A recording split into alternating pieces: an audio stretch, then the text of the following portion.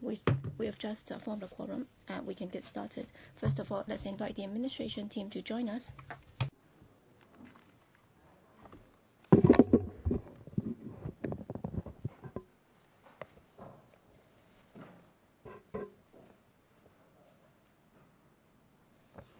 While the administration team is coming in, please note that we have a number of papers today. Mainly, at the last meeting held on the 13th, we raised a number of issues, and the administration team has now come up with a written reply. And that's in relation to the HCR or HCP, whether or not they should be given a chance to make a representation before a suspension or cancellation of registration. And we'll be inviting Mr. Chen to explain in detail to us, and also Dr. Fernando Chang also wrote in on the 11th with regard to certain decisions, and we have not yet received a reply from the administration. So that's about clause 3 of the bill, and we can also invite the administration team to let us know with regard to when that reply will be available. And members have also received some proposed amendments by the administration, and for some deputations who have come and given us their views, there are 9 deputations and individuals who have given us their views, so you can make reference to the paper listing out their concerns. So Mr. Chen, as soon as you're ready, please let us know or walk us through the written reply from the administration. That is paper number CB-2, 1145-02. So can you walk us through that paper, please? Thank you, Chairman. Well, at the last meeting, we discussed several clauses, and in certain circumstances, we may have to suspend or cancel the registration of an HCR or an HCP, so whether or not it's a private hospital or a clinic, so we may have to suspend or cancel their registration, and in more serious circumstances, we may have to permanently suspend or cancel the registration. And at the last meeting, some members said that before we take such actions, the affected parties should be able to make a representation with regard to why he or she should not have the registration suspended or cancelled. As we have said, that would only be done in very special circumstances, whereby the registration of a participant would be suspended or cancelled. For example, the computer system of the private hospital or the clinic might not be functioning properly, and if we do not suspend the registration, it might affect the entire system's integrity or other participants, or if a patient's status is confused or mixed up with another one, so somebody might be passing off as another patient, and in order to protect the individual patient's interests, we will have to suspend the HCR's registration and conduct investigation before we restore or cancel that registration. So that's the original intention of the clause.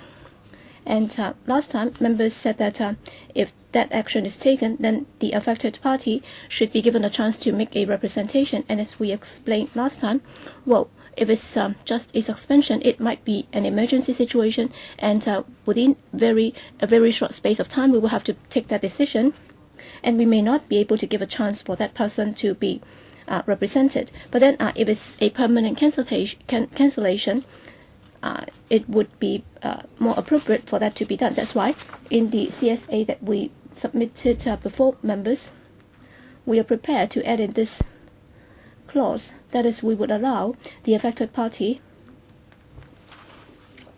to make a representation within 14 days.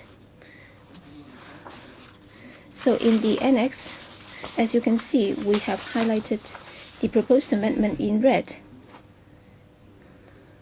So under clause 11 and 23, we have added In this clause, that is before a cancellation is made, the affected party can make a representation within 14 days. So that's the administration's response. Thank you. Dr. Kwokaki. Thank you, Chairman.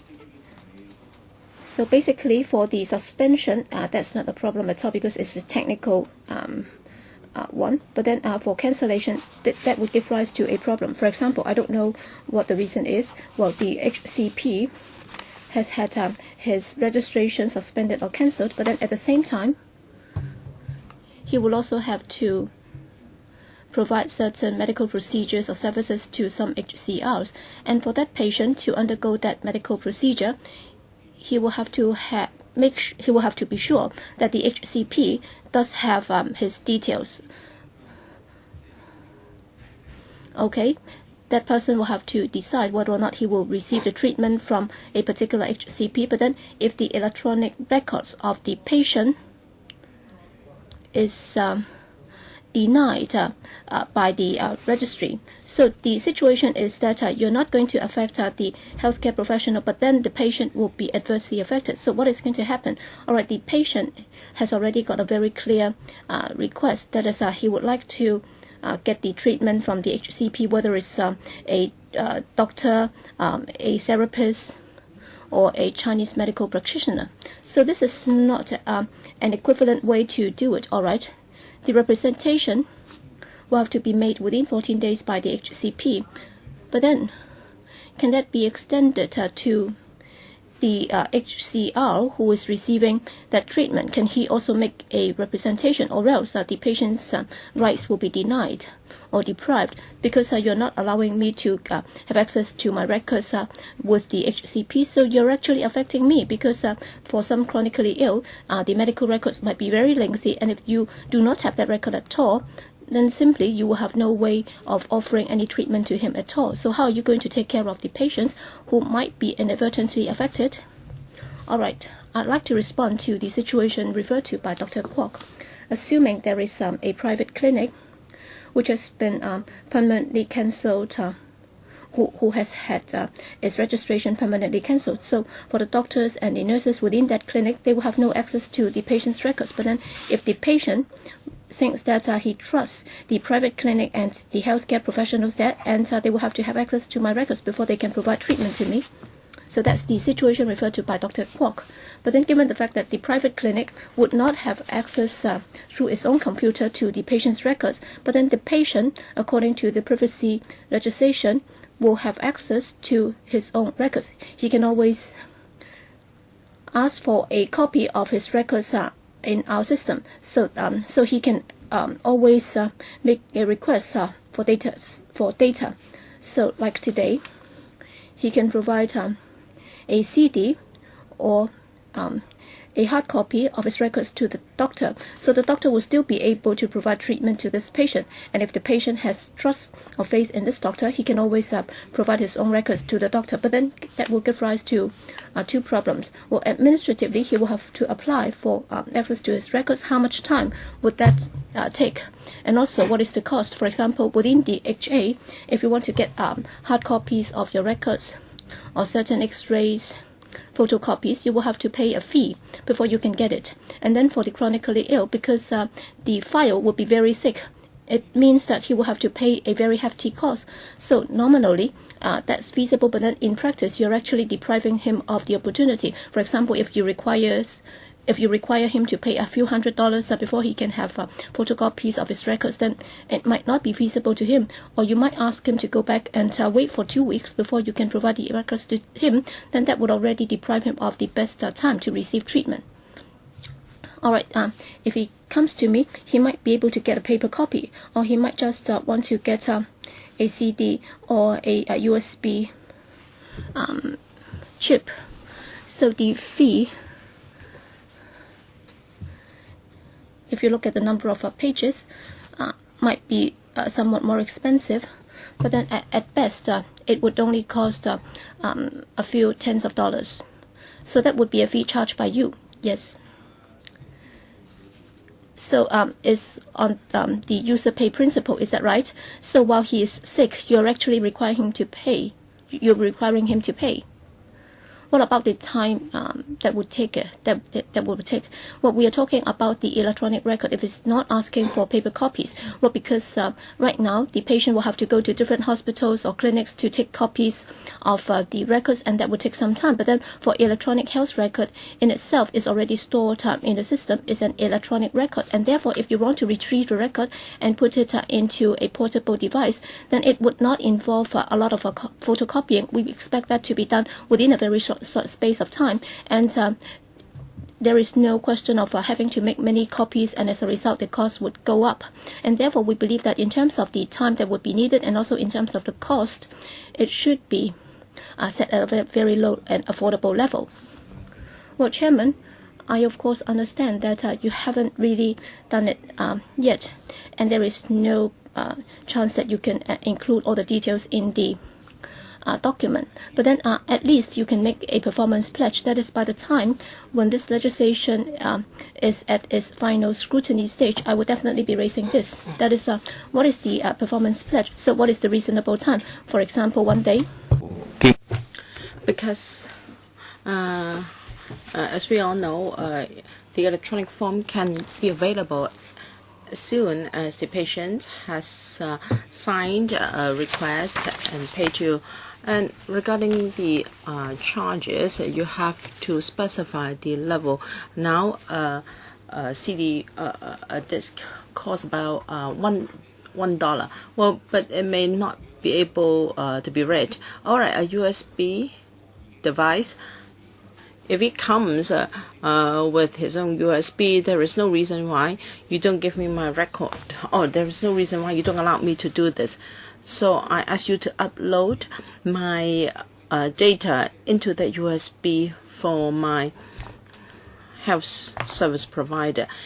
Of course, if he doesn't provide you with the hardware, you may charge to recover cost, but you have to make sure that patients or members of the public will be protected. Usually, the government will not procure expensive items because they will ask us to lower the prices for them. I think the legal advisor has something to follow up. Thank you, Chairman. According to the administration's written reply, before suspension of a registration, the HCR or HCP will be given an opportunity, which will not be given an opportunity to make a representation because the case may be urgent. However, if you use administrative means to resolve the matter, there may be some legal consequences. The HCR or the HCP need some very substantial legal protection.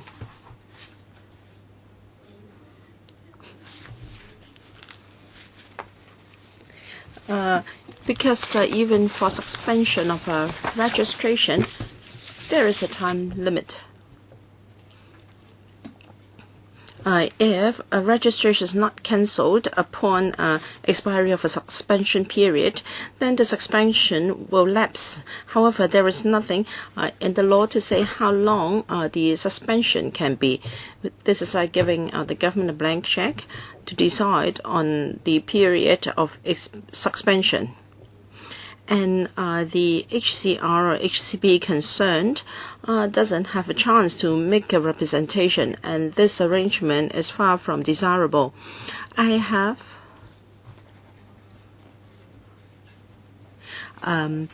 considered the arrangement in the Clearing and Settlement Amendment Bill 2015. There are also provisions for suspension or cancellation of registration.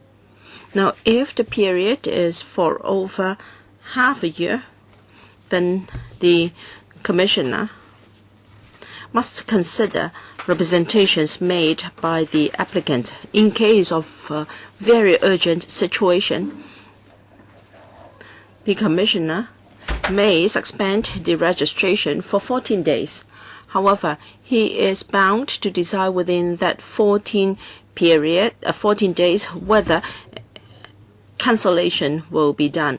That is, he will not be allowed to suspend registration indefinitely without making a decision. This is to balance the protection for different parties.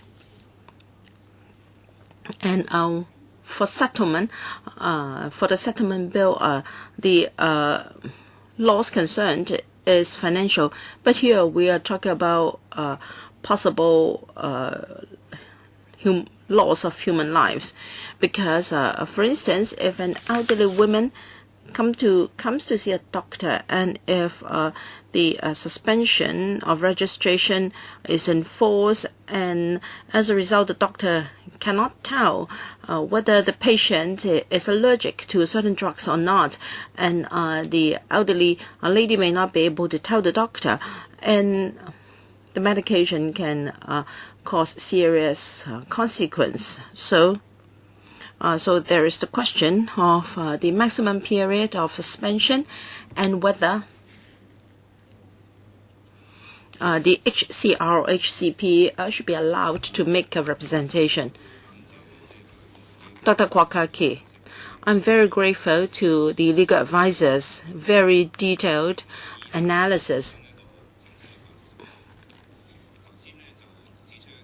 And then, just now,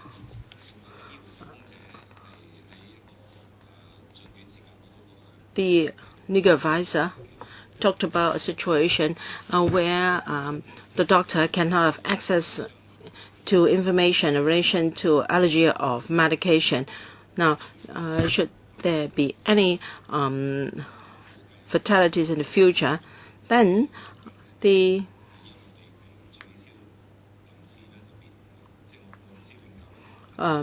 registrar will be in trouble, or there will be legal liability. Now, if as a result of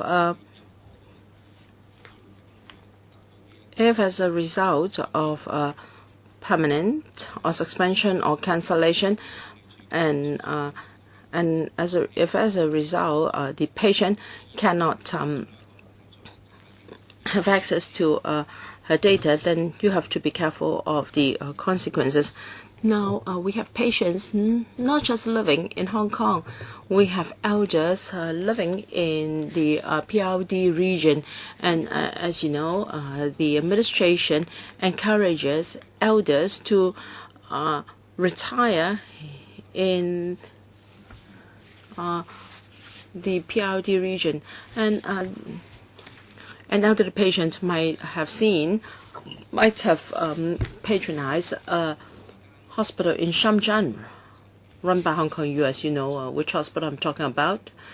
And if the patient is urgently admitted, and the hospital may be in Shenzhen or Dongguan, and the hospital has computer facilities, and it can have access to the patient's record in a very short period of time.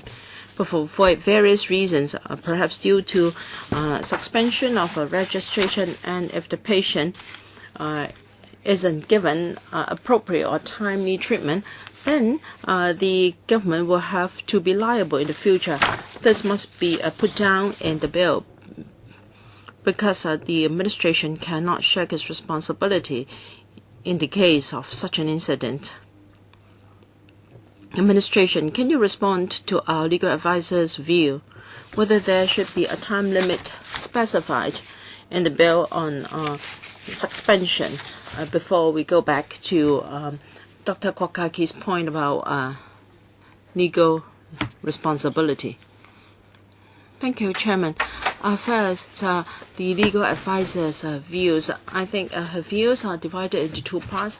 I'll refer to the latter part of her question first. The legal advisor referred to a situation when elderly woman consults a private GP, and yet the private GP has its registration suspended, and if the elderly woman cannot tell the doctor whether she's allergic to any drugs, then her life may be threatened. Now, for instance, if a private clinic's computer system is problematic, there may be virus or there may be other things, and if the computer system is used to view patients' records, that may lead to confusion. So it will suspend the registration. Another situation is to suspend the registration of an HCR or HCP if he claims or he takes out to be someone famous.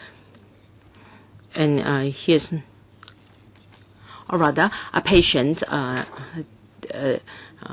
claims that he is a famous person, and whereas he is not. So we have to suspend the registration as well. So we have to protect the interests of the elderly woman, because the computer system is problematic, and the private GP might think that he is reading the true record when it is not. And for the second case, that is impersonation by another person, we do that to protect the elderly woman. So what we do is to protect the patient and also other patients, because the system will also affect other patients, and there are health records of the patient who is a true person or who have been impersonated. Well, I think your examples are not too important, because we can also think of other examples that may harm or may protect the patients. The question is whether there should be any appeal arrangement.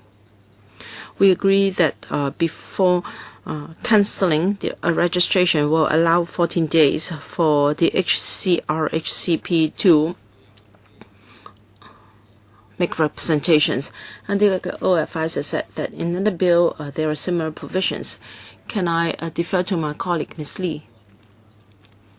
Thank you. I thank the legal advisor for reminding us that in another bill, even in the case of suspension of registration, the person concerned is given an opportunity to make representations. I'd like to point out the difference in nature in the two cases. For the Clearing and Settlement Amendment Bill, and also suspension of licenses in other cases, representation is allowed, because a licensing system is a mandatory system.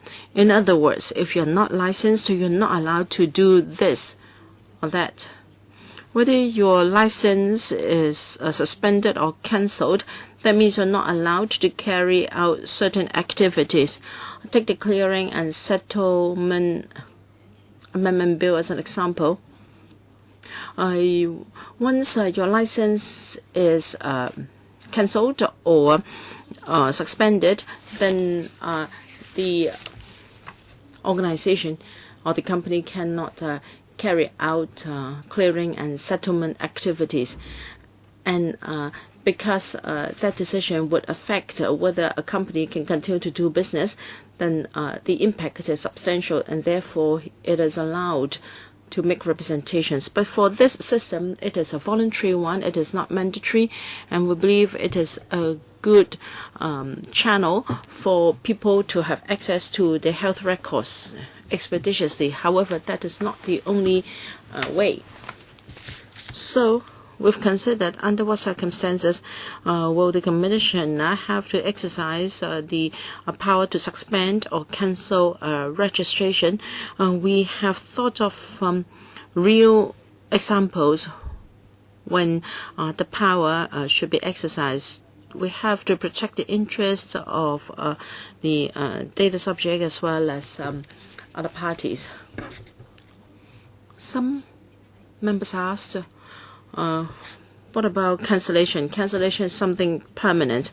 Suspension is just temporary. we can suspend a registration to tackle an urgent situation first, and representations can be allowed in the case of cancellation. So we've considered that, and we've proposed to add this to the bill. So we believe we have achieved a reasonable balance. On the one hand, we can protect the subjects concerned, including the patient and also the HCR, HCP, and we'll also be able to cater for very special circumstances when we need to protect the integrity and safety of the records and the system. And we have considered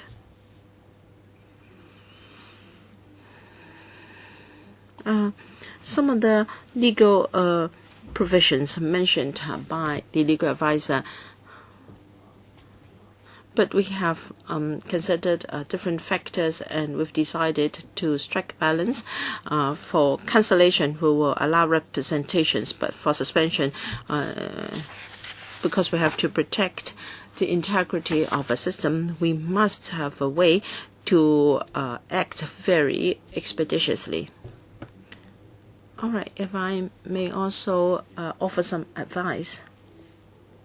I think your reply has not really addressed the issue. I do understand that in some cases you have to act very swiftly. That's fine. You can suspend a registration at once. That can be done. The question is, in the bill, there is no time limit on the period of suspension. So that a decision will be taken within a certain time frame, even if it takes longer, it's okay, so long as it's provided under the law that it can be extended a number of times. But then what you said just now, I understand that, as you have explained, because you will have to compare it with the clearing and settlement legislation, because on that, in that case, it's talking about the issue of license, and if it's not issued, then the parties concerned cannot undertake the business. But then in this case, you're just talking about access to the system. But then there are two circumstances. Even if the nature is different, it doesn't necessarily mean that this case does not warrant a time limit, even though the nature is different. Second, under the circumstances,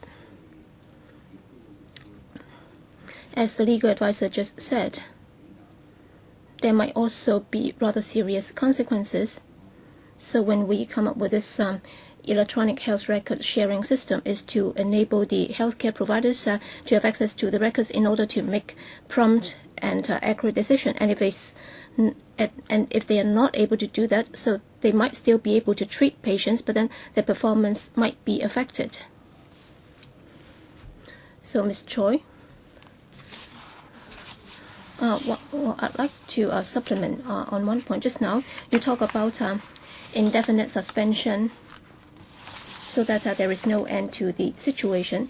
Well, under Cap 1, Interpretation and General Clauses Ordinance, under Section 70, it says that if there is no time limit specified in the ordinance, then there should not be there shall not be unnecessary extension, and it should be dealt with in due course. So it means that even if it's not specified as to when it will be processed, it will still mean that the processing time should not be unreasonably or unduly long. If the HCP concern, or if the HCR concern thinks that it's not reasonable, then they will have to take the case to an appeal authority. How long would it take? And when compared to, I think it's still better to put it in the law instead of having the certain parties to go through certain procedures. They may even have to take the case to the court before it can be determined as to the reasonableness of the time frame. I think it's still less than clear.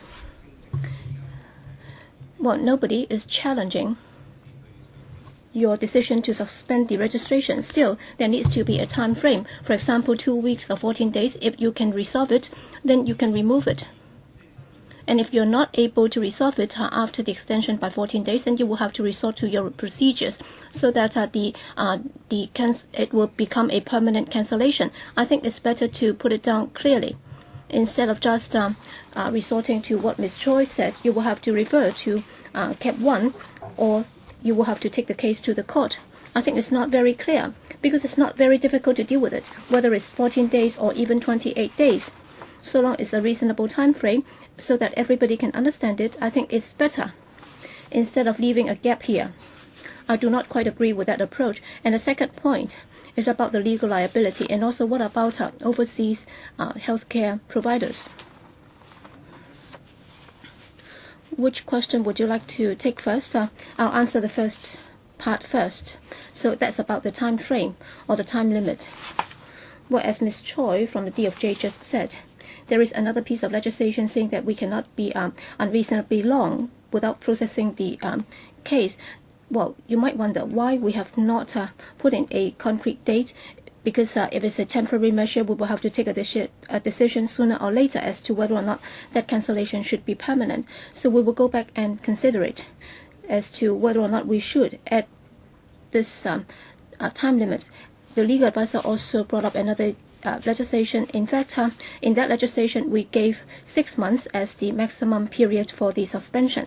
Well, that's a very different piece of legislation, but then we will go back to think about it, whether or not the suspension cannot be more than a particular period of time.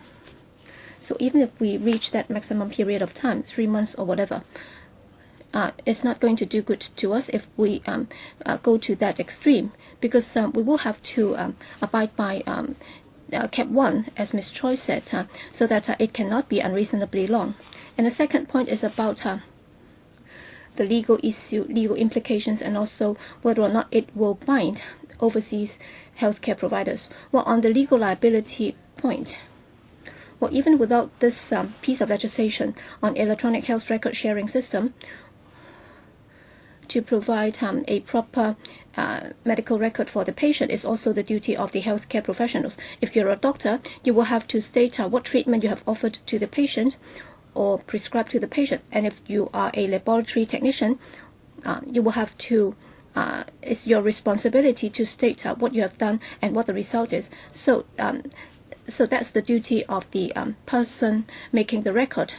So in designing this system, all along, we've been emphasizing that the operator of the system is to ensure the integrity and safety of the system. In other words, there should not be any mix-up of the identities of patient A and patient B, and we also have to make sure that the record is updated. So as the operator, we have the responsibility of ensuring the safety and integrity of the system. But then when there is any incident, it depends on the nature of the incident. If the content is not right, then we will have to go after the healthcare provider, whether it's a therapist, a dentist, or a doctor, if the record is not correct.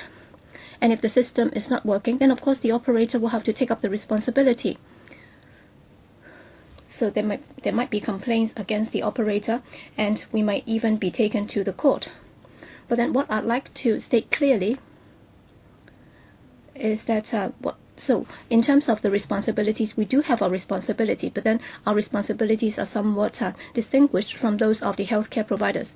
And also for persons having access to their own healthcare or patient records, whether or not overseas institutions should have access to such information. Well, first of all, this bill, as any other laws of Hong Kong, after it's been enacted, it would only be implemented within Hong Kong, and therefore the safeguards or penalties in that law will only be executed or enforced in Hong Kong. But then for a patient or a doctor, as to how the records are shown to an overseas healthcare provider, well, that healthcare provider overseas would not be subject to this piece of legislation in Hong Kong. So that's point number one. And number two, as we have already made it clear in the bill, that is the purpose of using the records. Well, when we go back to the clause by clause, clause 1 would be on the purpose of that. So that's for the purpose of performing healthcare in Hong Kong. So that individual, if he goes to a private hospital, then the private hospital will have to have access to the records in order to treat that patient in Hong Kong.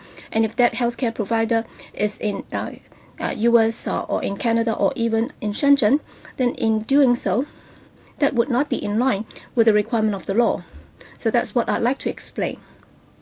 And thirdly, if he has to have access to the records. And of course, with advancement in information and technology, well, in terms of the computer in his hands, it has to be verified by us to be a safe device or computer system before the person is allowed access to the computer system to have access to the records. And of course, if that doctor is in Canada and if he has access to the patient's records in Hong Kong, and then if he treats that patient in Hong Kong, of course that's okay. But then if he treats the patient in Canada, then it's not within the bounds of this bill. All right. Let's discuss the issue of overseas institutions providing healthcare to a patient. All right, so for the HCP, the healthcare provider, when he joins a scheme or joins the system, so would he have to sign a document on the terms of use of the system, or what? Or is it, as you've just explained, the government's duty is to maintain the system, and then for the HCP, in writing the report, that's the professional responsibility of the HCP. So is that an implicit understanding of how it works, or is it that would there be a terms and conditions of use of the system? Would that be spelled out in that document as to the responsibilities of all the parties concerned? Well, other than the law itself, the actual operating system will also include some operating documents. For example, we talk about the code of practice in the bill. We will make it clear that for any participant of this system, whether it's a laboratory, a private hospital, or a private clinic, they will have their own responsibilities. That will be spelled out in the code of practice. And also, in joining the system, we will also have this notice to the patient, explaining to the patient that once he joins the scheme, it means that his records will be accessible by certain parties, and what benefits will he enjoy, and to what extent will he be affected. And there are other documents for any participant to read before he joins the system. You also talk about overseas HCPs. So in the system, technically speaking, would you restrict the access by overseas institutions to the system? So can you use the IP address or whatever to restrict access or prevent overseas HCPs from using the system? Or you don't intend to do it at all? Well, this is a technical issue. I'll defer to Mr. Fong to answer the question. Well, part of it can be done. For example, as we said, we can also check the IP address. There is also some software to be installed in the system to verify whether or not it's a recognized server. But then there are some situations whereby they might have access just or the system through the internet. Well, in some cases that's feasible. In some others it's not. Dr. Kwok, the reason why I've brought this up, that's because I'd like to clarify the situation. You cited several examples just now. Some would be applicable. For example, if you're in the US or Canada, in remote areas, that would be understood. But then, what if you're in the mainland? Because there are many local people who have retired would be retiring on the mainland. And the Jockey Club has once put in place this scheme, even though in the end it did work out. But then in the near future, it might be happening too. So for some aged facilities which might have healthcare professionals, and they might be mainlanders. So in reality, well, for the Shenzhen hospital, which was invested by Hong Kong, all right, it's a very big hospital, and at the time of their establishment, well, they would say that for Hong Kong people living in Shenzhen or nearby, they can also get treatment in that hospital. So you can also verify the identities of the healthcare professional using the system. And secondly, you talk about system safety. All right, you should have known that it's from Shenzhen, for example, by checking the IP address. So if you're not prepared to consider that, then I would be concerned, because it means that the system would be so restrictive that these people might not have access to the system. And it's not just that. There are many local residents working on the mainland, whether it's in Shenzhen, Guangzhou, Shanghai, or Beijing. So there are many Hong Kong residents working there. You have no idea as to when they might have medical problems requiring treatment. And if you really want to help them, and if you restrict the access by overseas institutions, then I would have question. You've spent so much money on this, and the purpose of the system is to help the patient. That's the most important part. You are not helping the hospital because it has nothing to do with us. But then you're trying to enable the patient to have access to the records. So you don't know when he might sustain a very serious condition when he's in a particular place. So can the family of that patient authorize the overseas institution to have access to the records as soon as possible, so that if the patient suffers from a very serious condition, he will be treated very promptly? So does the system allow for this? Well, you can answer the question then. Thank you, Chairman. We have stressed two things about bill. First, the system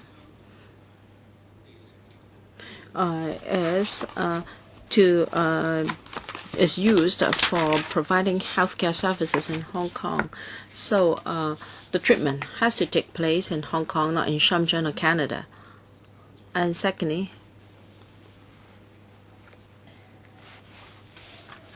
only healthcare professionals registered in Hong Kong can be registered. Now, if we talk about a place on the mainland, Malaysia or Germany or anywhere, the HCP or HCR may not be a registered person in Hong Kong.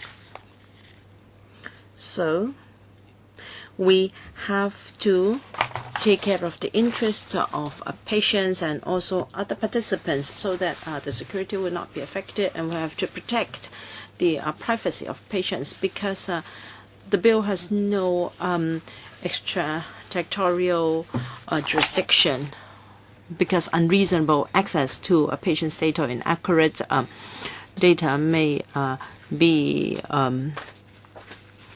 downloaded. So we cannot allow a doctor outside Hong Kong to have access to our information. It is a semi-closed system. This is the design of the system.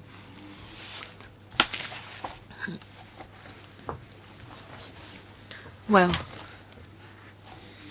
if we allow a certain HCPs to have access to the system outside Hong Kong, there will be a lot of legal and security issues. Whether we talk about physical security or other things, there are a lot of issues to be considered. But as Dr. Kwok said, the need may arise more and more frequent in the future. I suggest that as the second step, you should consider allowing someone outside Hong Kong who is also a registered HCP in Hong Kong, for instance, the Hong Kong Youth Hospital in Shenzhen. You may want to consider opening up the system for such HCPs.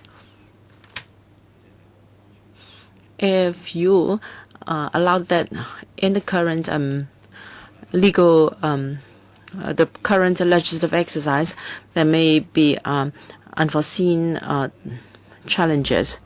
All right. Mr. Chen promised to consider whether there will be a time limit specified in the bill on the period of suspension. Legal advisor on legal liability. May I draw members' attention to Clause 57. Limitation of public liability. Members covered this previously. Subsection 1 says the government or public officer is not liable only because A, data or information contained in an electronic health record is used in accordance with this ordinance. So if the ordinance is wide enough, then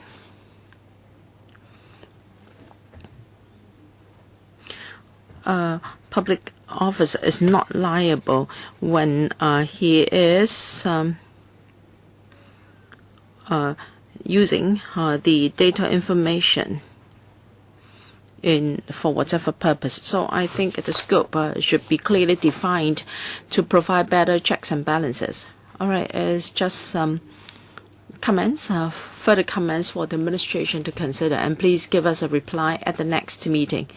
If members have no further questions, we'll return to clause-by-clause scrutiny. We'll be up to Part 3. Whenever you're ready, Mr. Chen. Thank you. What page? Page C1256, Part 3. Or C1257 of the English version. All right, Part 3, electronic health record. So the application of the record, I beg your pardon, Mr. Chen, I've just been reminded by the legal advisor as to whether we have to consider the CSAs contained in the annex. Because we already scrutinized clauses 11 and 23. But I thought members agreed to giving 14 days.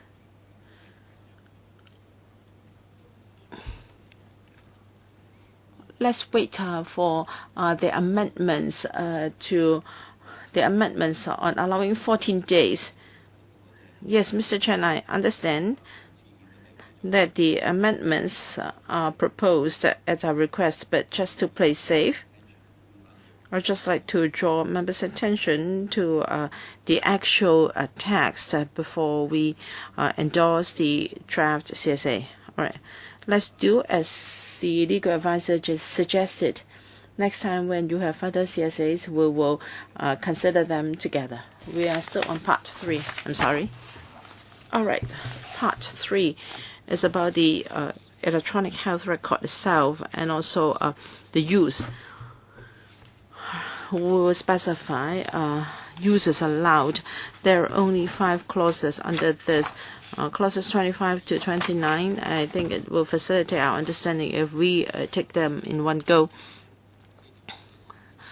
Clause 25 general rule, the data information contained in electronic health record may not be used except as provided in sections 26, 27, 28, or 29. Clause 26 used for improvement of health care. Of course, the health record is mainly for providing healthcare services. 27. The data might be used for research and statistics, and this clause gives the permission to use such data and information for research and statistics purpose. Para 27. That's clause 27. And clause 28. The data may be used for disease control and surveillance.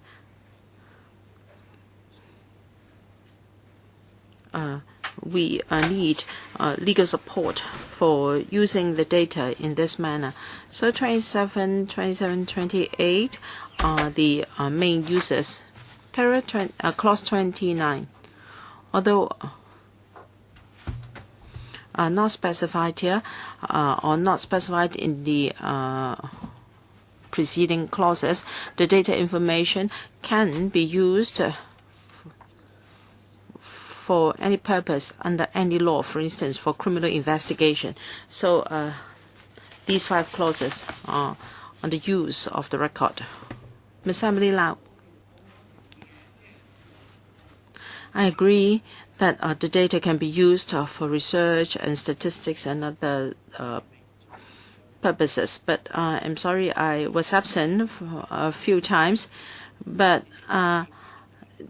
will there be additional uses? Research and statistics. Now, if the data information is to be used for research and statistics, what procedures have to be gone through? Because I'm sorry I was absent for a few meetings. Clause 27 for research and statistics. In later clauses, we will have provisions on the procedures. So for 28, we have there is no further mention in this bill because there is another ordinance on control of diseases. What can you please repeat? There will be more provisions on research and statistics in other clauses. And for clause 28, there is no further mention in this bill. Why? Because there is a Center for Control of Diseases.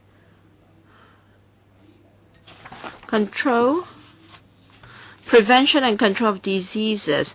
That's under clause 28 2C. Yes, it makes reference to the Prevention and Control of Disease Ordinance. That is, a person may make use of data and information for this purpose. Cap 599 was already enacted. Back then, there was no the bill we are examining now. And how can there be any cross-referencing? So you're asking for the relevant provisions. No. When the Prevention and Control of Diseases Ordinance was enacted, there was no such thing as electronic health record sharing system. Well, by the same token, under clause 29, the data information contained in a system may be used as permitted by or under any other law. When those laws were enacted, this bill was also not in existence. Legal advisor, can we do it this way? Perhaps it will be best if the administration can give us a list of what any other law refers, so that because when those ordinances were enacted, this bill was not yet in existence. So for the sake of protection of privacy, we have to know what those laws are before we can make a decision. Otherwise, because under protection principle of data protection number 3, we have to know what are the users, and the bill as it is now is too wide. Yes, I agree with the legal advisor. You may want you may do it for the sake of expedience, but people may challenge you when it comes to the real situation. So when the ordinance was enacted, we didn't know that there will be this bill. Our legal DFJ colleague can share our views with you. I think there's just a matter of time sequence. Yes, when existing ordinances were enacted, we of course didn't know that there would be such a bill.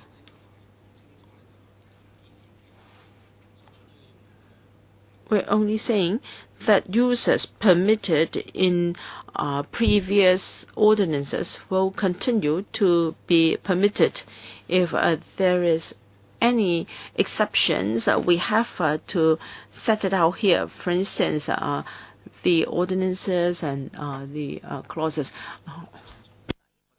With thousands of ordinances in Hong Kong, there is no need for us to give a checklist of those laws. Our legal DFJ colleague can supplement. Yes, please.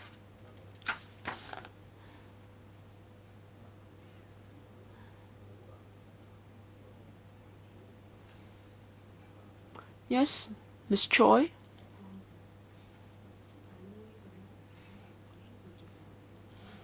As permitted by law is not unique here. It can be found in many provisions in laws of Hong Kong, because it is impossible to be exhaustive. But I do agree that we can give you some of our considerations.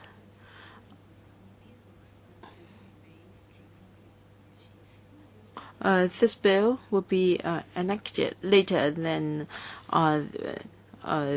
many ordinances. However, in other laws, they may not mention electronic health record, but it will talk about data and information, and under what circumstances people can make use of the data and information. Para 28 is about people. Subsection 2, it says that the person may use the data information contained in an electronic health record for the prevention on or control of disease, blah, blah, blah. And the person can be someone from the Department of Health, the health authority or health officer as defined in CAP 599.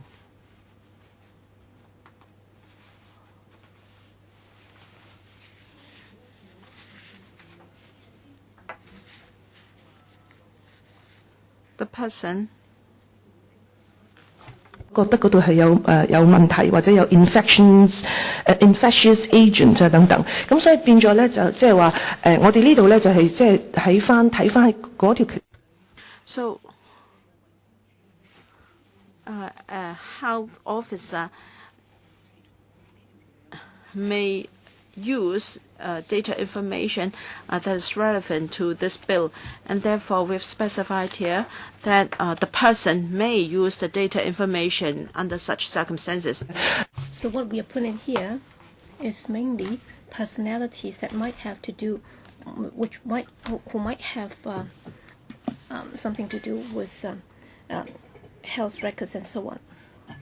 Chairman, I agree that they promised that they'd go back to take a look, but then you should not be very ambiguous about this. So legal advisor, please take a look as to what information they would be submitting, because you might not need to use it at all, because you might be challenged in the future, and that might be even more problematic. So legal advisor, can you help with the checking? I'm not doubting your intention, but then you will have to be clear about what powers have been given to which party and how that should be used and so on.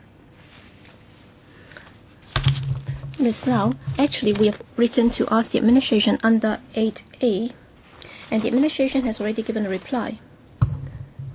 I agree that the best thing is for them to list out as to which pieces of legislation which would be applicable should be listed out here, instead of having an all-embracing clause saying that so long as we think is suitable, it can be used. So after the meeting, you can talk to the administration, asking them to list it out more clearly. All right?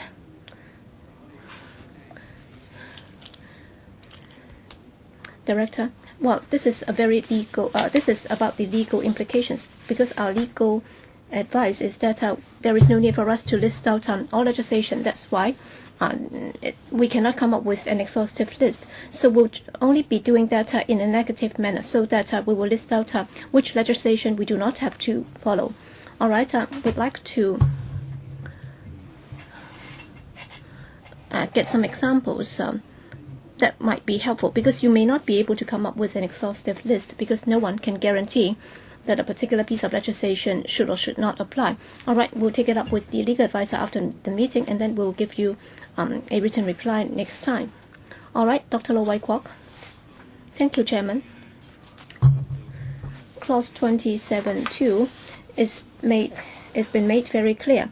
That is, the results of the research or the resulting statistics must not be made available in a form that would enable a healthcare recipient to be identified.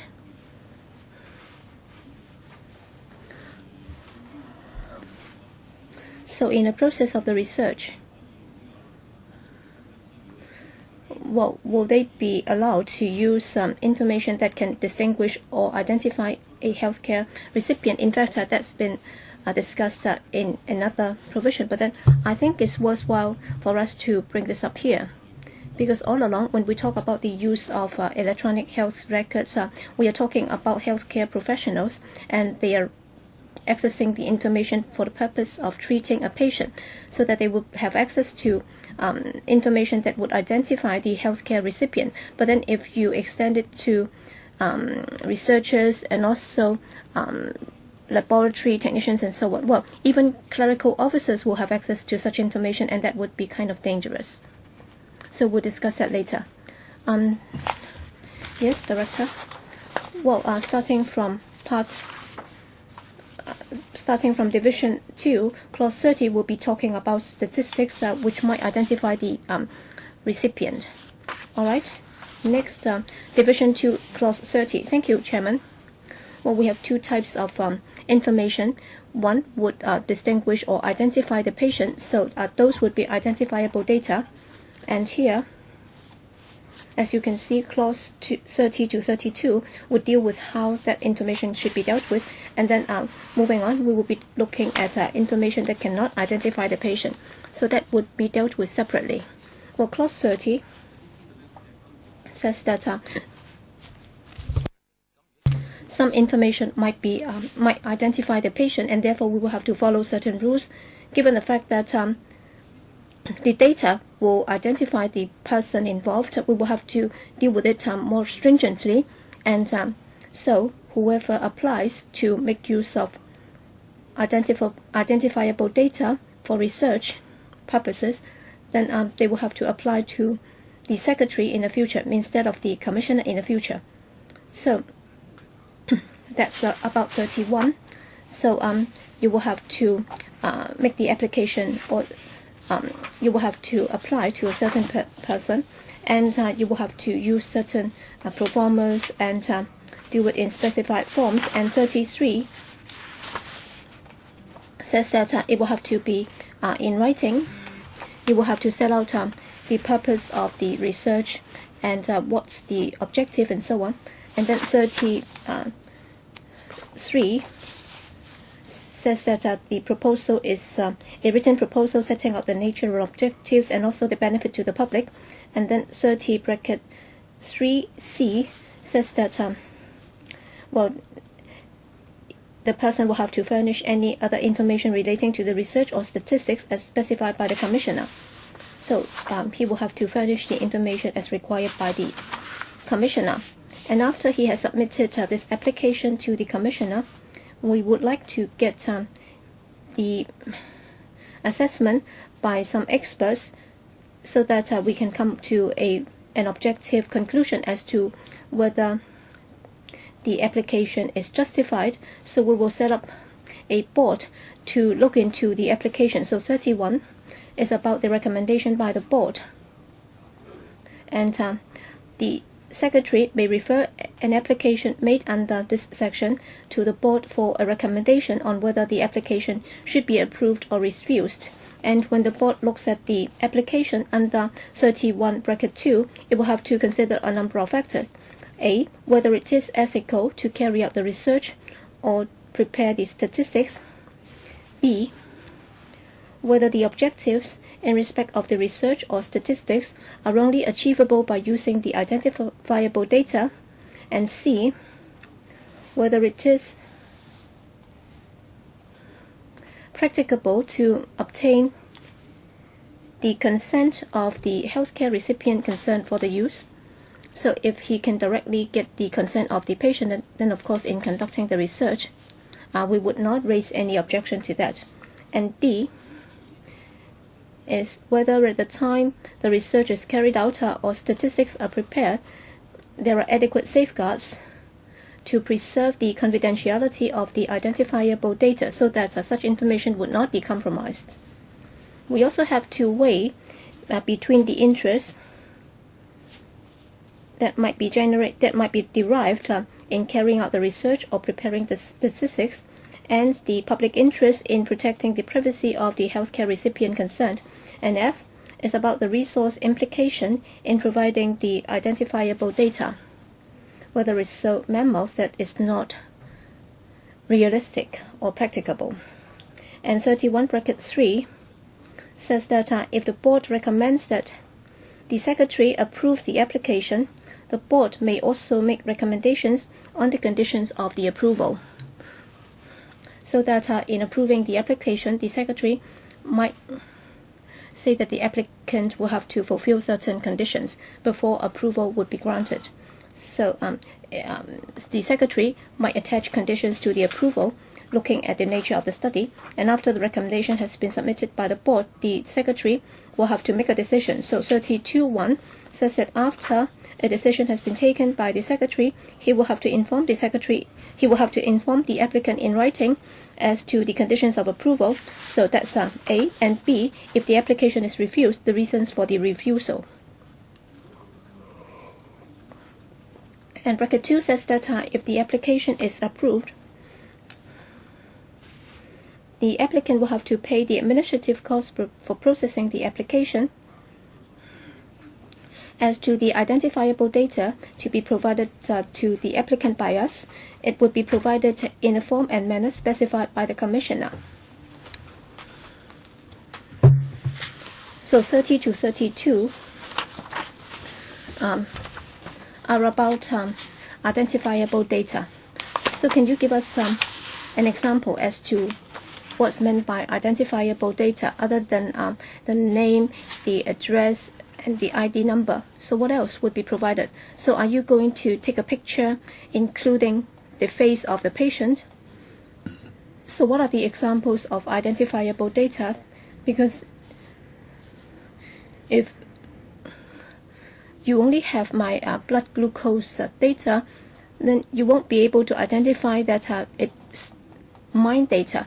But then if you can combine a number of figures, then you might be able to identify that the data belongs to a person. Or can you elaborate on that? Well, we would be looking at Division 4 about non-identifiable data. So in what situation will we be able to identify the patient, for example, his gender and so on? So I think Dr. Wong will be able to give you some examples. For example, well, there might be illnesses that would only affect a handful of people. Then that might help identify the patients involved. Dr. Wong? Thank you. In considering the data requirement and which category it belongs to, whether or not they would come under identifiable data or non-identifiable data, well, it's rather complicated. It's not just about the birth date or the ID number.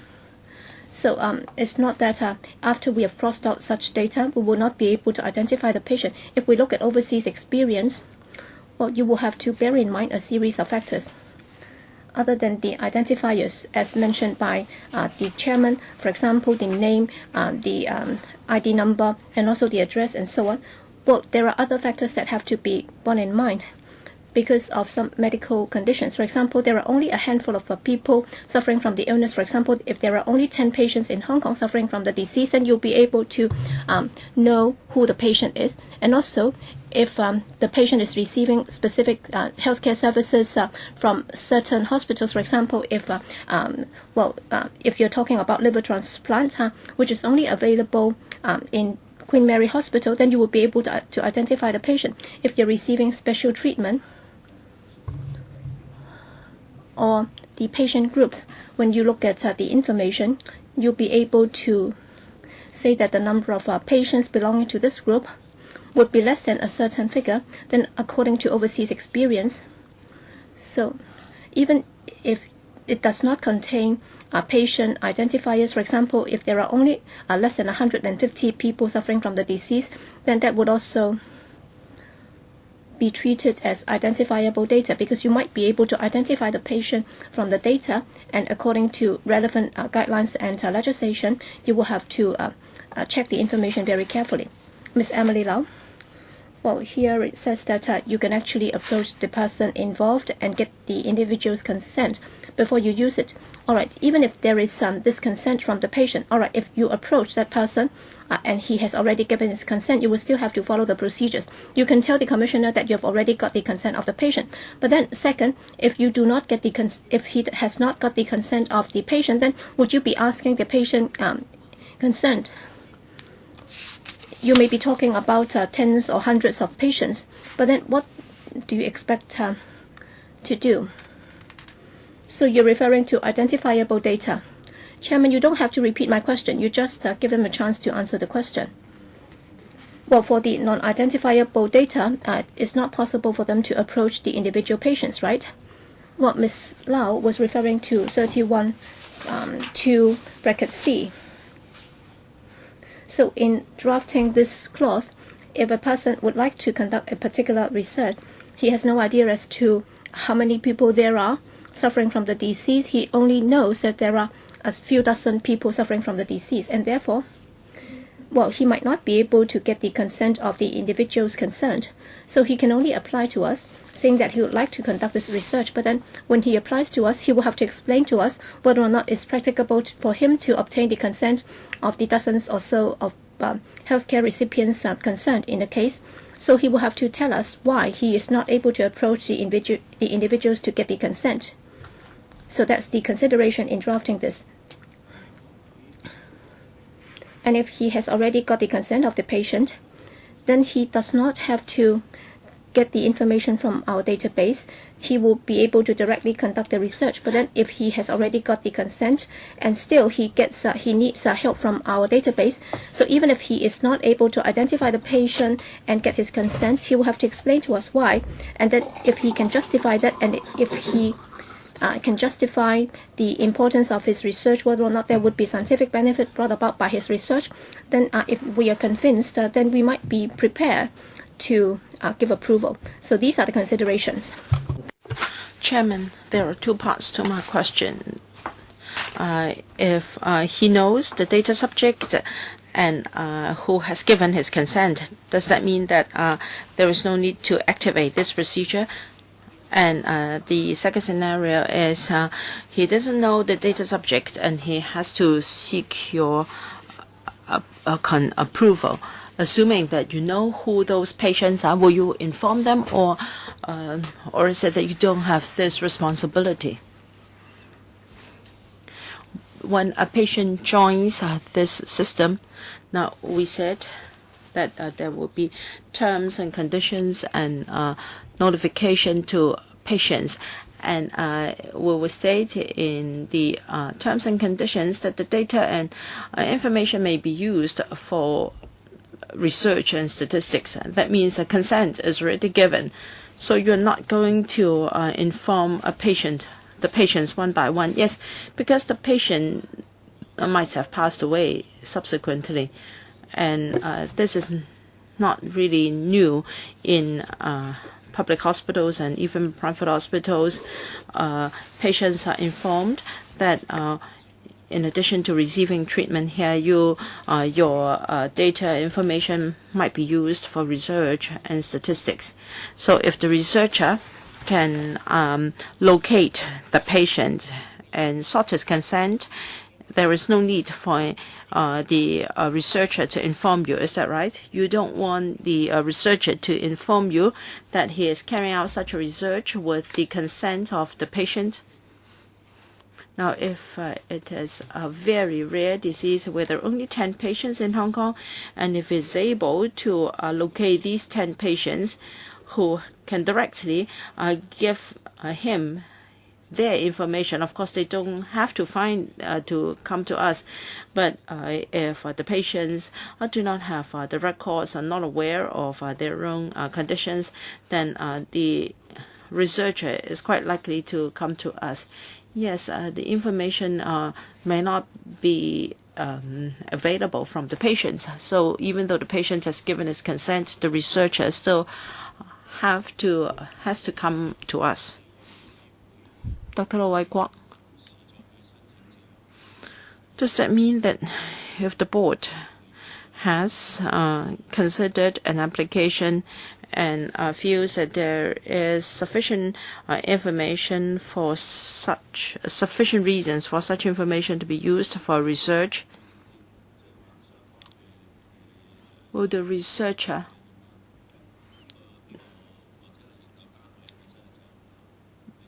locate the HCR? That is, approval has been given by the board, and the HCP or the researcher will go and find the patient himself. You're saying that the patient will know when he joins the system that his information might be used for a research, but he may not know that he will be approached by a researcher. Now, if the researcher is a professor of a certain university and if he wants to conduct a certain study, I think it is quite likely for the professor to be able to locate the patients he wants. It's quite likely that he know of those 35 patients with the rare conditions in Hong Kong. You talk about identifiable subjects. You just said that in Hong Kong there might be only 30 such patients and they're being treated by a QMH, and the researcher may just have to wait outside the hospital door. Identifiable. I don't know how identifiable a person is. So, how detailed the information will be from you? I think Mr. Low is asking whether there will be any restrictions on the part of the researcher to approach the healthcare recipient with identifiable data. Yes, I understand that you are concerned about the term identifiable data. For 27(2). Now, even though the information we give you is identifiable data, under 27(2), when the findings of a research is announced, the identifiable data must not be released. The data is for the purpose of a research. It is not for announcement or publication to protect personal privacy. As for whether the researcher will approach the patients themselves, can I ask Ms. Lee to supplement? There are two scenarios. If the researcher knows who those patients are and he approached them and is able to get his consent, then they don't have to go through us. If they want to go through us, he is trying to access information in our system. Of course, we have to protect the privacy of the subject concerned. And 31(3), which says that if the board recommends that the secretary approves the application, the board may also make recommendations on the conditions of the approval. So every time we give our approval, we will consider conditions to, for instance, protect the privacy of the patients concerned. Because the data will come from us, and therefore the researcher is not allowed to approach the patient, because the consent is for his own data to be used for research. He is not giving consent for somebody to approach him anytime. So the protection will be listed in the approval, including security and control of the researchers and how the interest of the data subject should be safeguarded. There will be conditions. So those conditions are outside this bill. Yes, there can be many conditions. For instance, the data must be properly locked up, and we cannot list all the conditions in detail in the bill.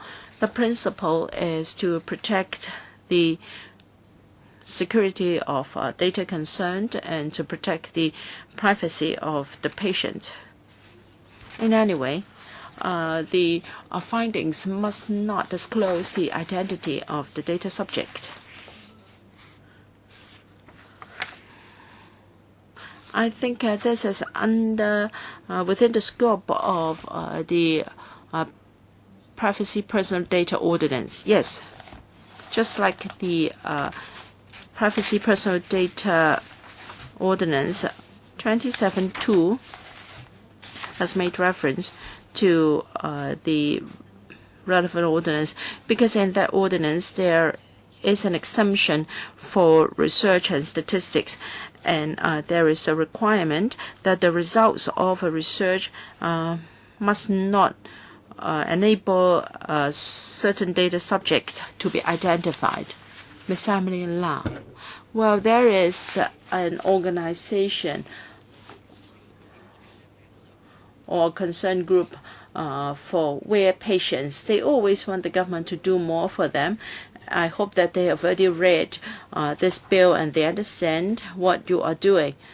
There aren't too many of them in Hong Kong, so you must do your utmost to protect their interests and their privacy.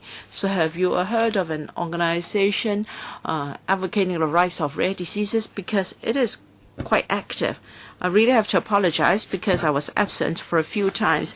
Where can we find the membership of the board? Who are they? And what do you mean by 2A, ethical? What is meant by ethical? Well, 53 will be on a membership of the board. Oh, all right. All right. We will discuss this when we are up to that clause. What do you mean by ethical? Mr. Chen, even before we have the EHRSS for any medical research, there is a board, always a board in the School of Medicine to consider whether a certain research is ethical.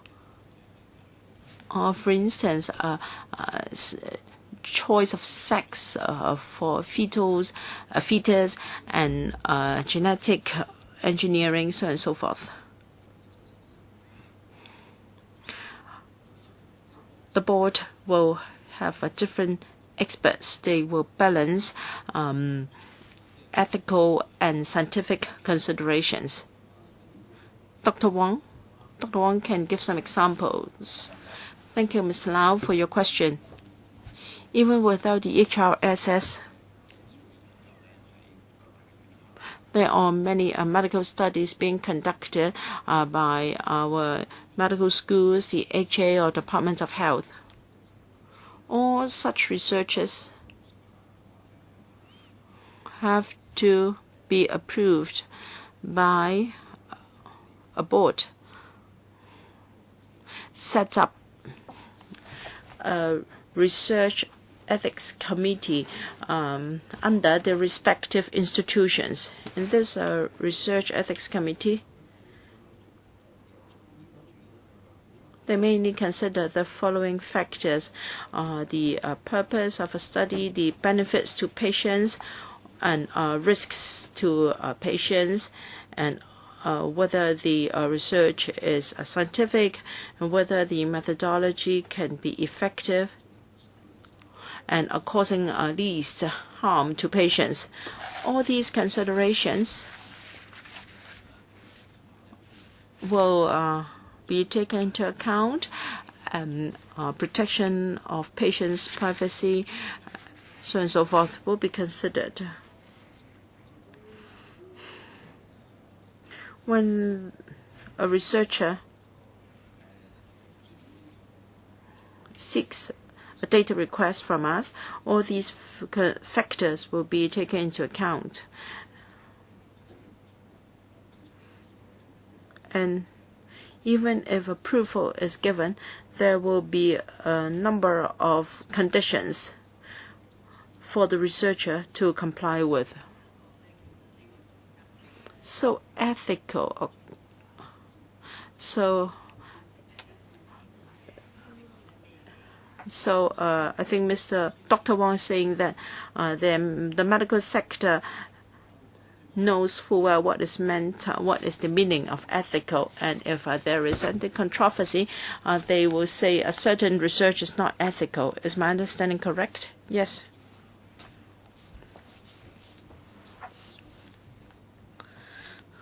Any application for research purpose has to get the approval of their respective research committee before they can seek data in the EHRS. So this bill and also the privacy personal data bill ordinance, and also some other rules have to be followed. So it's not that anyone can come forward to apply for the data. Rather, you have a list of approved institutions, and they need to get the consent of the respective institutions first. Is that right? But it is not so drafted here.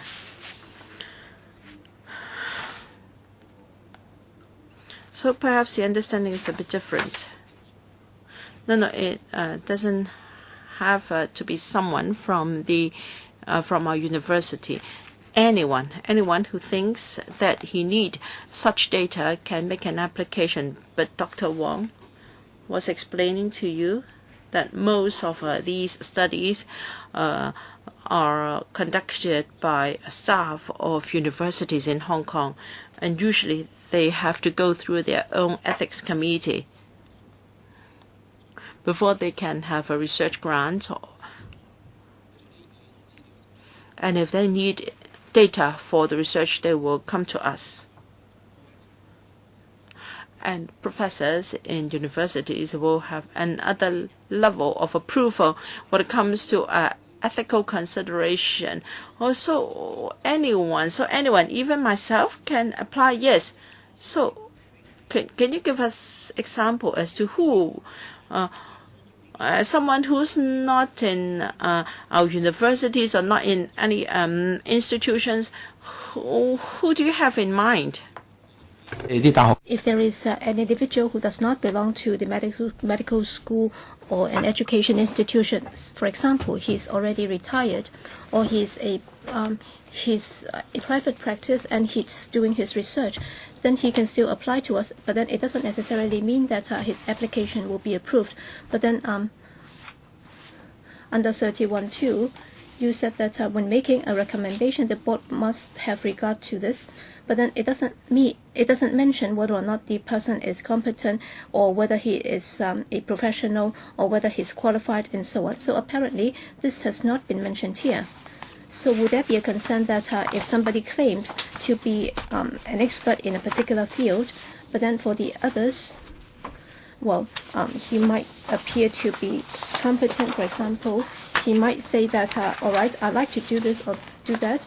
Well, it sounds credible, but then you may not be able to query if he is competent to do it. So will you be rejecting his application, or is it that, well, the fact that the board has to pay regard to the following conditions, but then it doesn't mention the competency of that individual concerned? Well, when the board considers an application, the board will have to consider certain conditions, and that would also include A, whether the study is ethical, and second, the objectives in respect of the research is meaningful, and third, whether he has obtained the consent of the participants, if practicable, and D is very important. All right, if this is an individual, will he be able to convince us that he has sufficient safeguards to protect the data after he has been given the data? So D is about whether or not he can provide adequate safeguards to the individuals, and F says that all right, whether or not the resource implication is excessive.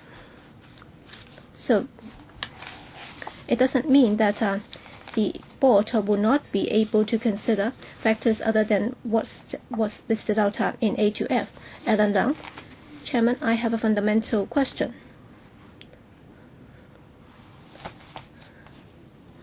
Why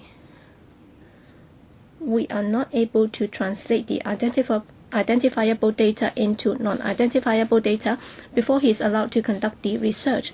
All right, if you look at the e-records, if you have to identify the patient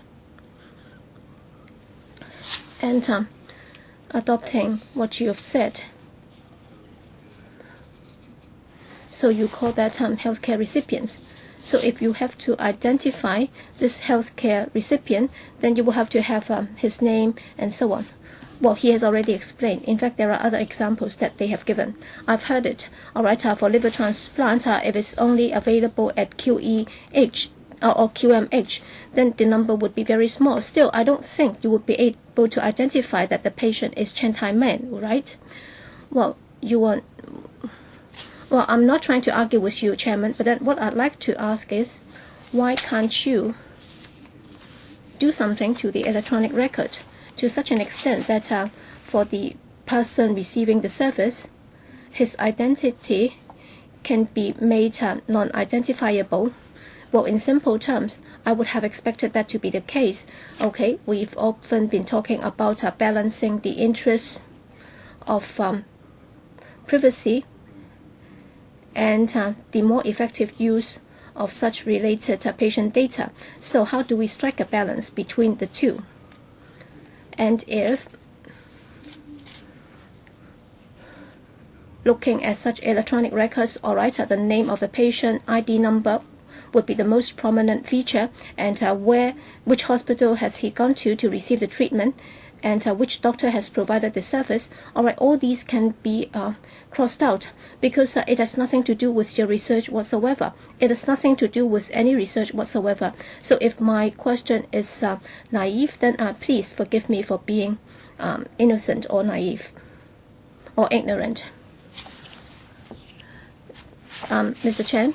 All right, in most cases when we apply for researchers to be conducted, as Mr. Leung just said, there is no need for the researcher to know the identity of the patient. That's why we'll be using or resorting to 33 to 35, that is non-identifiable data. For example, if you're just studying hypertension, then all you need would be the figures of people suffering from the illnesses and so on. So that would be the situation. But then we also believe that scientifically or in terms of research, there might be very special circumstances in which the researcher might have to know more detailed information about the patient. For example, he might have to know the age profile, the gender, or whether or not they have received a special operation in a particular public hospital. Well, technically speaking, in providing the information, we can cross out the data, but then in doing the research, that researcher might need the precise information. For example, how many patients have undergone the surgical operation at Prince of Wales Hospital,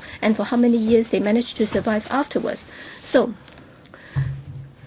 in such rare situations whereby the researcher will need to know the patient data, then we will have to follow the more stringent requirement for the board to consider. That's why we have divided that into two parts, and Dr. Wong might be able to give you a couple more examples as to under what circumstances will the researcher have to know the identity of the patient. I'm not referring to the name or the telephone number of the patient, but then the researcher might need to know more detailed particulars of the patient before he can conduct the research. Dr. Wong? Thank you, Chairman. Thank you, Mr. Leung.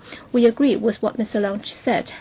That is, in most circumstances, we can use non-identifiable data for the research to be undertaken.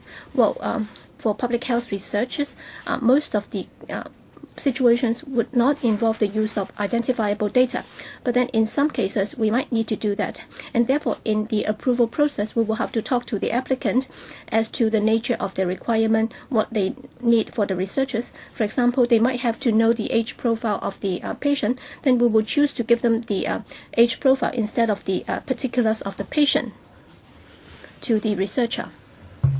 And if they just require some personal particulars, we may be able to modify the data before we provide that to the researcher. So he will still be able to conduct the research. It would not affect the integrity of the data, but then that would also help protect the privacy of the patient. So in overseas countries, they would have very detailed procedures in place to determine which types of data would be provided to the researcher. So as you can see in our bill, in providing the data to the researcher, we would be doing that in specified forms and manner in order to achieve the objective of controlling the type of information to be provided to the researcher. But then, as has been said, in some cases, we might still have to provide identifiable data to the researcher in order to conduct the research. In overseas countries, they've also got similar experience. So if they have to use that, then they will have to go through a more stringent criteria to regulate the situation. An example is, for example, if they have to come up with a list of the patients they will have to know the certain types of patients, for example, stroke patients or cancer patients. After receiving certain treatment, what's the effect or efficacy of the treatment? Then they will have to know exactly who the patient is and what kind of treatment he has received and how effective has it been. Or if he's conducting a research on certain illnesses, he's looking into the lifestyle of the patient and the occupation of the patient, then he will have to know exactly who have received the treatment and whether they have come into contact with certain factors causing the illness. So in the end, he will have to come up with a list, and he would also have to monitor the effectiveness of certain treatment, whether or not there have been side effects or complications and so on. So he will have to know who the patients are and the records with certain institutions, whether or not they would be able to trace or track down on certain results. So as a result, we believe that even though in overwhelming majority of the cases, they would be using non-identifiable data in conducting the research. And also for some identifiable data, we can also modify that so as to make it less identifiable. We will still not be able to rule out the possibility that in certain cases we will have to deal with requests for accessing identifiable data. There will be guidelines and code of practice which will require the researchers to follow.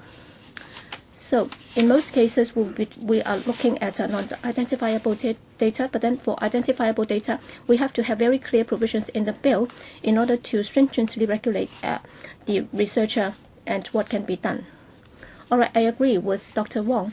That is, when it comes to identifiable data, which will help identify the patient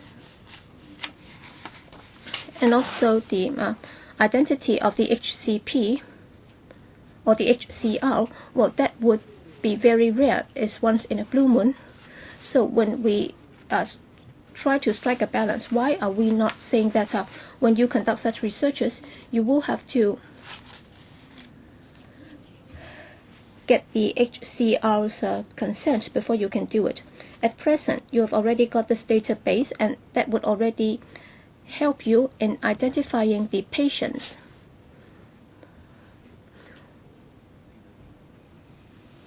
And the number would be very small indeed. So if you're just trying to legislate for this very rare incidents, and the power is given to the commissioner, then why are we not saying that in such cases, given the fact that the number of patients would be very small indeed, then all we would be doing would be to help you get the consent of the HCR, and if they agree, then you can conduct the research. So why is it not? Why have we not adopted that policy approach instead of putting in place the procedures as set out in 30 to 32? Mr. Chen, we agree that in conducting such researches, the number would be very small. But then for the patient's records, i.e. the HCR's records, the patient himself might not be here, or he might not be alive. So some patients might have passed away. So in reality, even if you try to get the consent of the person involved, it may not be possible. And in conducting medical researches, is not really rare. And as Dr. Wong has explained, well, by identifiable data, we might not be referring to the name of the patient. Well, as an outsider, I can also give an example.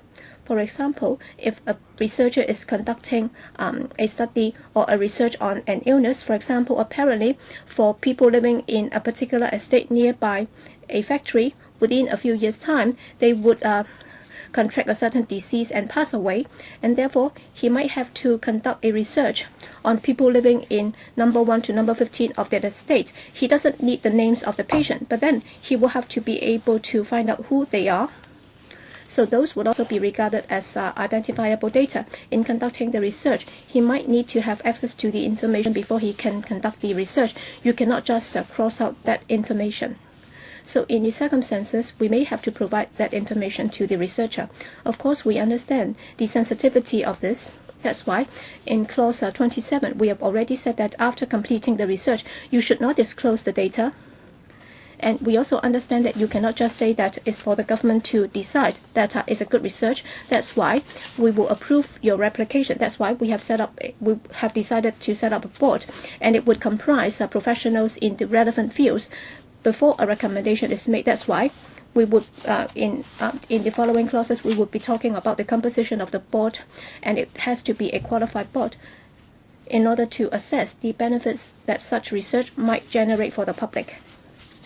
Mr. Leung, I think a fundamental issue here is that I'm not representing you and you're not representing me, and I do not trust you and you do not have to trust me. So we do not have to go in, we do not have to make very convoluted accusations, all right? If a person would like to identify this Mr. X or Madam Y, and if he wants to get the data of these persons, then will he be able to come up with a plan in line with clause 31? And then the commissioner would be exercising his discretionary power so that in the e-health record, he might be releasing the information about Mr. X and Madam Y to that researcher. That is what we are concerned about. I think the problem here is that, all right, you are talking about a once-in-a-blue-moon situation. And according to Mr. Chen, well, these are scenes that we can see in movies. So these persons would not try to get hold of the information from the e-health record system. So you might not be talking about people living by the river, number 1 to number 15. So the researcher would have gone to the place to talk to those people. So I'm not ruling out the possibilities of what Dr. Wong described just now. But then if we are trying to serve such a small number of incidents, as I just described, is a once-in-a-blue-moon situation. And now you're trying to have 4 clauses to just facilitate them in conducting such researches. And we are trying to legislate for that purpose. Why don't you legislate to say that under the following circumstances, or rather information can only be disclosed with the consent of these persons. Or you can say that in principle it is not allowed. Maybe unless certain procedures have been followed. Because in Division 2, what Dr. Wong said was not reflected.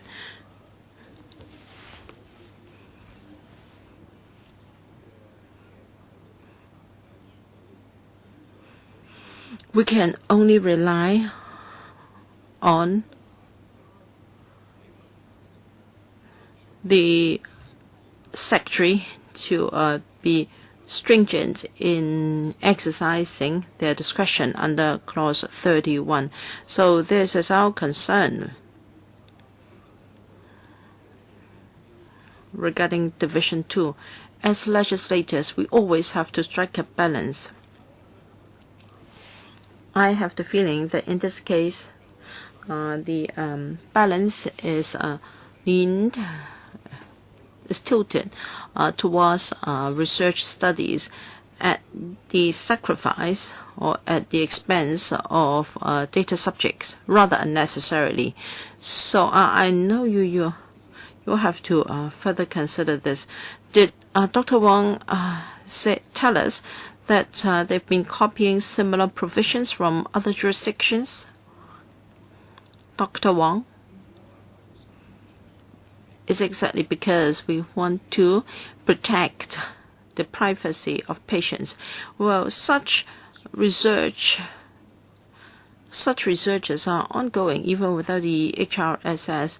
The HA and also universities are already doing that. It's not that currently they're not subject to any regulation. They are very stringent regulation. Every year, every month they have the Research Ethics Committee with professionals and lay persons sitting on the committee to provide considerations from different perspectives. Let me explain. when we talk about identifiable data and research, in principle, consent of patients is required. It's only under very special circumstances that exemption is granted by the committee. And we are just copying that to the EHRSS. Very stringent approval criteria have to be complied with, and there are also conditions to follow. And we're not talking about data from HA, rather from EHR. It is a sharing platform with contribution from different HCPs. So in other countries, such as Australia, Canada, where they have legislation on EHR, they will have appropriate provisions to specify the conditions under which the data can be used. When it comes to identifiable data research, there is a very stringent regulation, and a whole list of factors have to be considered. Mr. Liang asked whether we have made reference from other jurisdictions. We have made reference to Australia. And different categories will be subject to different levels of scrutiny and scrutiny process. Members of the view that identifiable data is a very intrusive situation. We do agree, as we said. For most circumstances, non-identifiable data should be used. And identifiable data can only be used in very rare conditions, and for most cases, consent must be sought. And under some very rare conditions, consent can be dispensed with. Now, for instance, Canadian Research Institute has published guidelines for approving authority to consider when exemption is sought.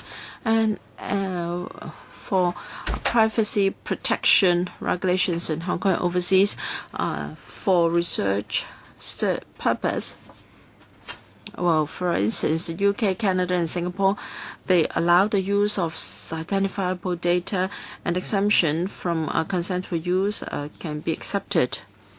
But the report or the results must not disclose the identity of patients to satisfy the minimum requirements of privacy regulations. But we believe that is not good enough. We are talking about a series of further considerations. Well, for instance, Clause 27 has copied the spirit and letter of the Personal Data Privacy Ordinance.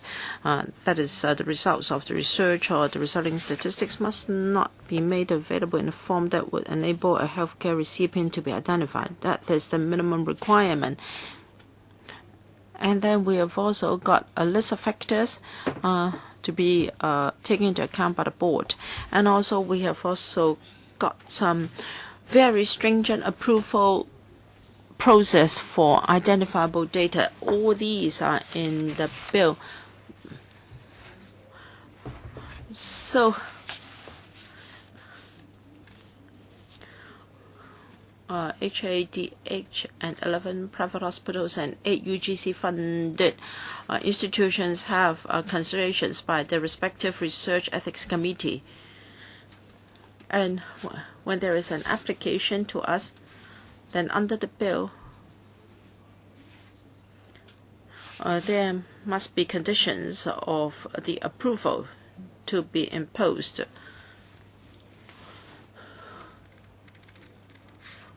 So we have protection for patients in the ethical aspect and privacy aspect. The more Dr. Wong says, the more I think that Clause 31 is too simple. Will the Secretary announce a set of guidelines for the operation of Clause 31 for the Council's approval. Is that your thinking? Because Dr. Wong's explanation set my mind at ease. He told us that institutions and HA and other HCPs have very stringent guidelines. So, can we trust that the Secretary will follow those guidelines, and what will be the consequences if he doesn't? So, my question for Mr. Chen is,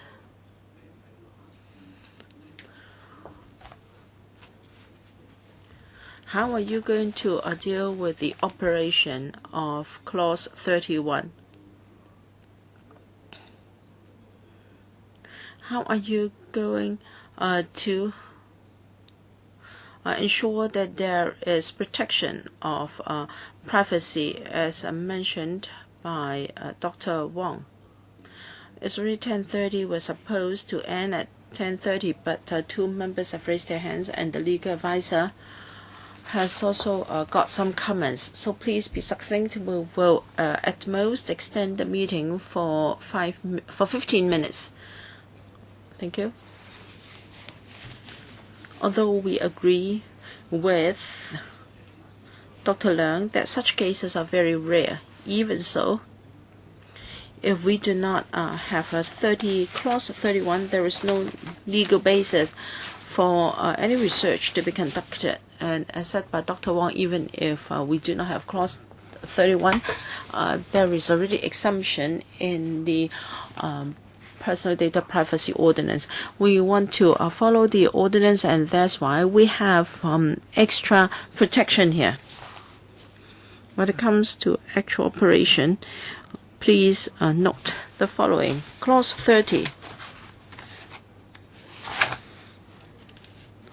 When a person applies to the Secretary, then under Clause 32, the application must be made in the form and manner specified by the Commissioner.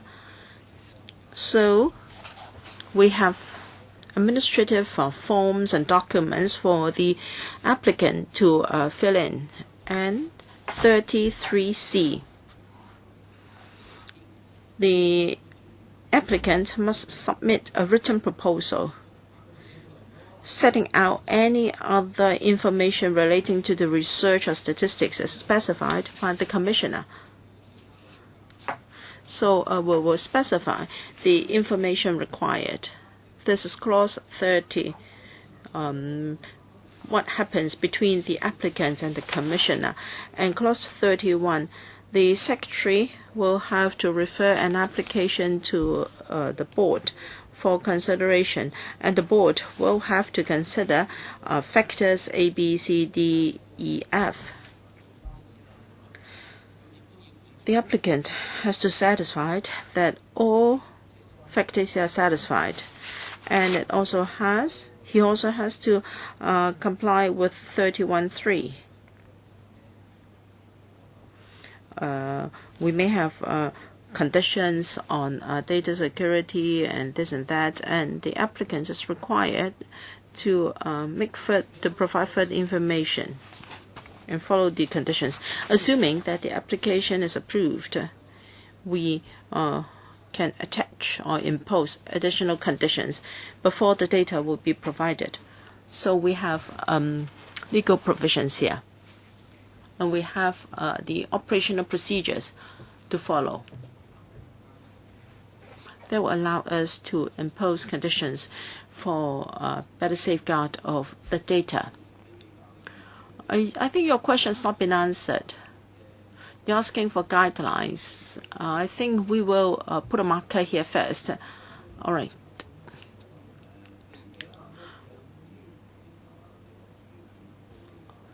Mr. Zhang and then Mr. Lee. Please note the time, because I have to give the floor to the legal advisor for things that the administration has to follow up. Dr. Fernando Zhang, my question is exactly that of Mr. Leung. The bill here only contains the legal principles but no details. If we don't have a code of practice or guidelines in front of us, we feel that the current protection is insufficient. As asked by Ms. Ellen Leung, are you going to provide the guidelines while we are scrutinizing the bill? EHR can be a treasure chest for public health and for rare diseases. In the past, there was no such record, and if such data is comprehensive in the future, then it will bring immense benefits to prevention of such diseases. But there may be a celebrity who has a certain rare disease which may have only 20 or so patients in Hong Kong. So long as you have all the data of these patients, even if it is not in identifiable form, you easily check who is that celebrity. For instance, muscular dystrophy, we don't have too many patients of this disease in Hong Kong. So I can just obtain all the data of such patients, and I'll be able to identify the one I have in mind. So now these principles I can agree to, but the question is, do you have any guidelines? I believe the board will have to act according to guidelines. You cannot just ask us to give you blank check and then you can just follow these broad direction. All right, this is not really a question.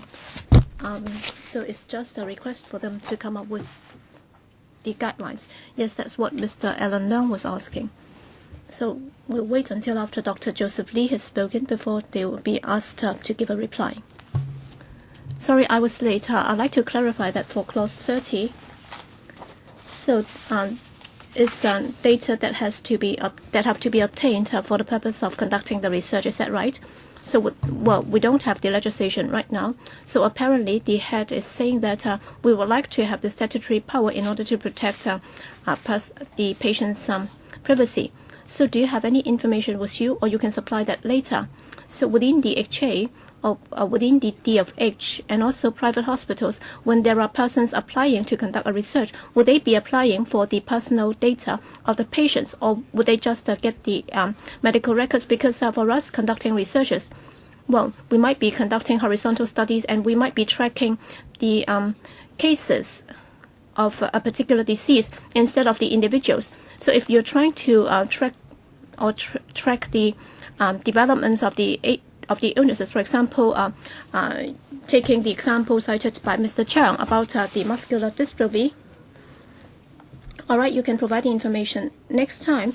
So for GRF, you will not be given that information. And is there a possibility that in special researchers, they might have to get the medical records of a particular individuals, and still you would approve it? Because according to my understanding, you refer to the ethical committee, so that that has been vetted by the ethic committee.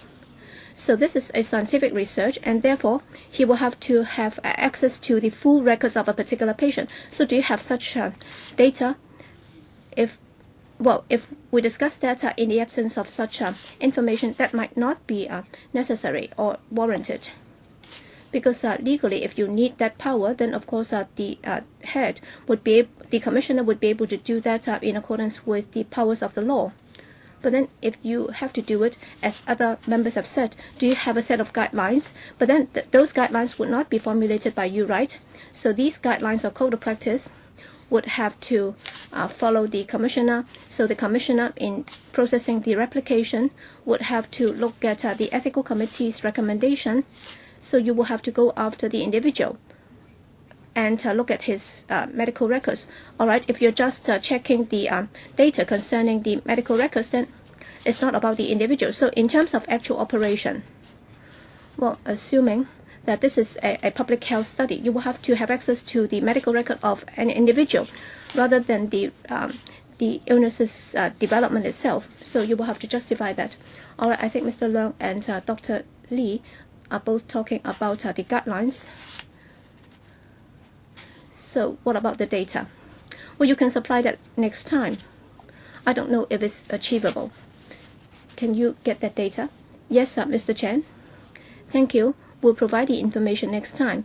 We'll give you some examples as to the UGC institutions and the HA, whether they have received any application for tracing the patient's data and why we need to have such provisions. Well, those have to be applications that have been approved. So in some cases, you don't have to go after the individual's data. So by identifiable data, you should be able to know who those individuals are. You may not necessarily know their name. For example, if we suspect that the sewage system of a particular building is problematic, then we may have to say that this person lives in that building. So you're trying to track down on the full medical record of an individual rather than a set of data involving certain groups of patients. All right. If we're looking at a particular illness and the patient going to a particular hospital to receive treatment, so we'll see. And I'm pleased to hear that in dealing with such applications, it's not appropriate for us to include the guidelines or the code in the law. So it's a question of chicken and egg. So the code of practice will only be formulated or prepared after the law is enacted. But then, as my colleague has explained, for the UGC institutions or the HA, in fact, they've already put in place some rules or criteria in vetting or processing such applications. And in most cases, we'll be making reference to their practice right now. So I can provide you with the actual operating considerations. Well, in considering such applications, do they also have guidelines or documents to regulate such considerations instead of just singling out certain points? Members will question whether or not the hospitals do follow such guidelines. If they have such a set of guidelines, then I'll give a copy to you. So can you provide us with their guidelines? Well, with their agreement, we'll try to provide you with those documents. I don't think those would be confidential papers. So I'll try to check that. If we have it, we can provide it with you. All right, there is a patient group on rare diseases, and of course they don't have many people. So please go back and take a look. So are they aware of what you're doing? Do they agree to your proposals? So can you answer the question next time too? Okay. So I'll ask the legal advisor to supplement. Yes? Chairman, I'd like to remind members that Professor John Bacon-Shaw came to this Bills Committee to give his views, and he has also given a written submission. So in providing non-identifiable data from the perspective of protecting our privacy is not adequate, because at present it's very easy for people to re-identify the patient's identity. So in English is the re-identification risk, and he gave an example. All right, a person's DNA would be unique, and there is a way for people to check the DNA and identify the patient. And if you provide the information as to where the patient goes for treatment, then as Dr. Cheung just said, you will be able to identify the individuals concerned. So Professor Bacon-Shaw said that if you look at the bill and its recommendation, in fact, there are no measures in place to deal with such risks. And he said that he felt that the situation is far from desirable. So you will have to answer the question next time when you come back. Okay, Mr. Chen, anything that you'd like to add? Or else we can give you a chance to respond. Well, the professor said that, technically speaking, you will still be able to re-identify the patient. Well, I think most of us would understand this. So it's about re-engineering of the data. Well, technically, that there is a chance that this can be done, but then we do believe that our practice is very safe. Well, he might not agree with us. So next time we can provide you with some methods of masking the identity of the patient so as to reassure you. Yes, Dr. Joseph Lee. Well, given the fact that we have a professor who says that there is a chance that you can re-engineer the information so that you can re-identify the patient. So can you address that? So on the on whether or not the information is identifiable, all right, even if the ethical committee approves it, but then if the patient does not give consent, then the researcher will not be able to access the information. Well, if you're talking about the information about the individual, for example, if I'm suffering from a particular disease and if the HA provides my information or details to the researcher, would that be done without my knowledge? And if the ethical committee thinks that is very important and therefore the approval is given, well, I don't know if I've got it right. All right, within the HA, if this should happen, there is no need for them to inform me, even if my data is provided, because when I join the system, I've already given consent for you to conduct R&D, right? Dr. Lee is shaking his head. So this is not correct. Well, I'm talking about getting hold of the records. For example, if I take a medication and then after a year I'll be growing fast and become taller and bigger. So that has nothing to do with this. But then according to my understanding of this provision, if somebody wants to conduct a research and he has to have access to the patient's data, all right, supposedly he should not be granted access. But then if he wants to get hold of the particulars, it's not about me joining the study or the research. So as has been said, let's say if I come up with a proposal, I have to get hold of the particulars of Joseph Lee to see if he has grown up fast in a year's time. So in the future, with the electronic health record sharing system, all right, if the commissioner says that I'd also like to know whether or not Joseph Lee has grown up fast in a year's time, so would he be given the power to provide my data to the researcher without my knowing, so that my privacy would not be protected? So do you understand what Dr. Lee has said? So can you provide the information next time? Well, I'll do that next time, so that in the HA, what is the notification to patient like? So we'll provide you with further information next time. Can you also tell us more about the guidelines of the RGC? So whether or not you'll be able to track if a person has grown taller very quickly. Okay, so so much for today's meeting. Thank you. Meeting is adjourned.